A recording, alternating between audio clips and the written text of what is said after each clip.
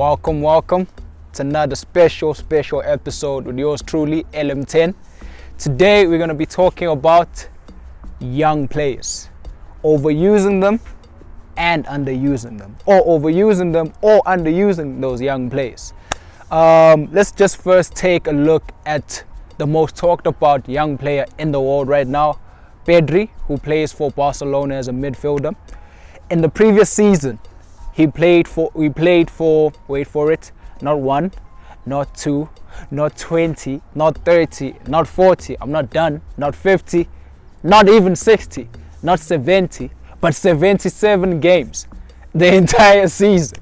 He had La Liga, Copa del Rey, Olympics, he had the Euros.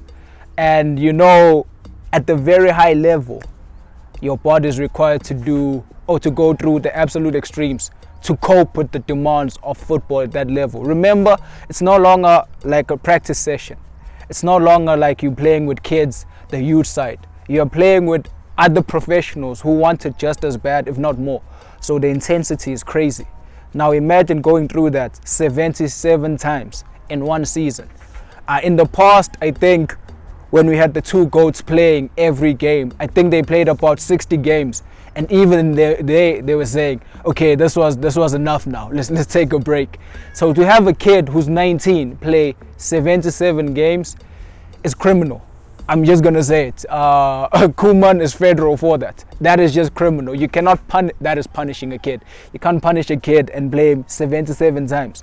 Given, no matter how good he is, you know, with kids, it's almost a tricky one because it's like you have to introduce the youth, obviously, so they can get used to the football. But you have to manage them well.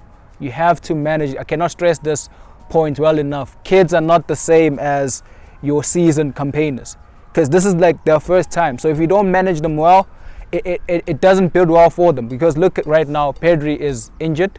He has relapsed twice. That is his body telling you, I can't go on right now. We need to rest. So he's out for the rest of the year. We'll likely see him next year. So with Xavi coming in, I think it's going to be good for him because Xavi has been there, he's done that, and he's been a youth player coming up through the system as well. So he was also introduced moderately into the team, like, okay, I'm going to give you 5 good runs, take a break, another 5, take a break. I'm not going to throw you into the deep end. But sticking with Xavi in Barcelona, that's like the one club in the world that literally believes in playing kids, which is not a bad thing, because right now Barca are in financial troubles, you know, so they can't really afford your superstars anymore. So they have to rely heavily on their youth side. And if you look at what they have right now, they're bringing through the likes of Gavi, who is really good.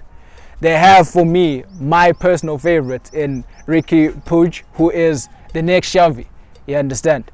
They have a lot of youngsters that are coming through from La Masia into the first team, and they are playing. And they are benching seasoned guys like Coutinho. Coutinho's chowing ice heavy.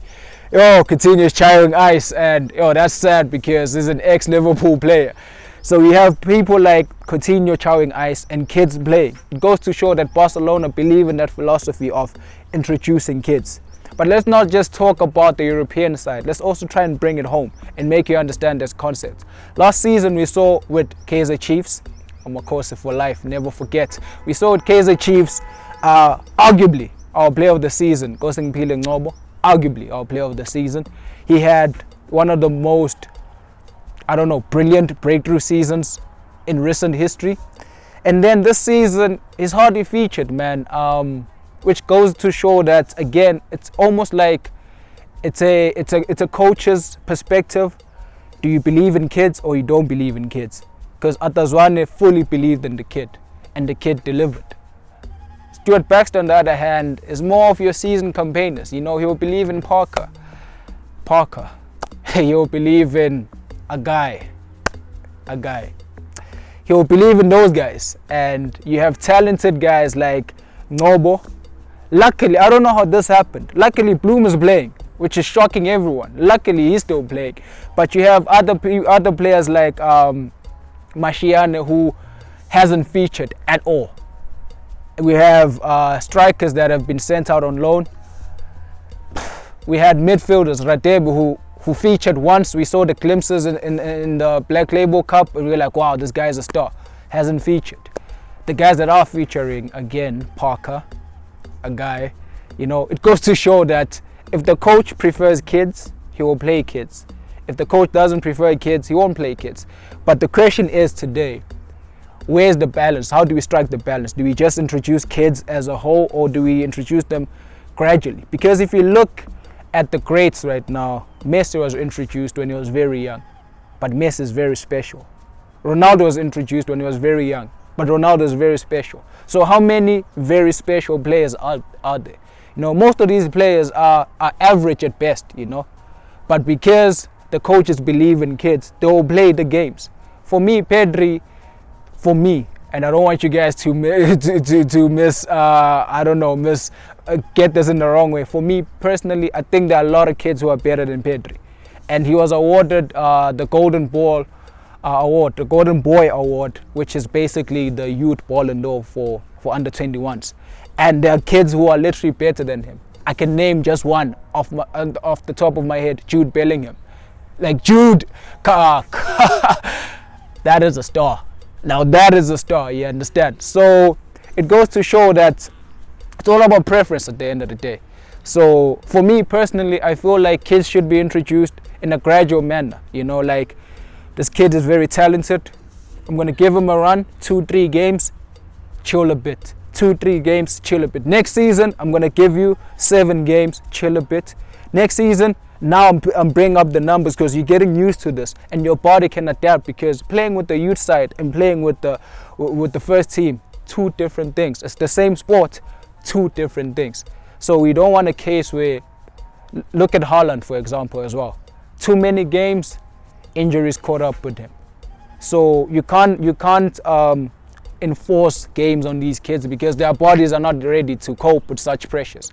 You know, you can't go from playing with the youth side, playing 20 games a year, to playing 77 games a season. You can't. Your body is not used to that. Of course, it's going to give up on you.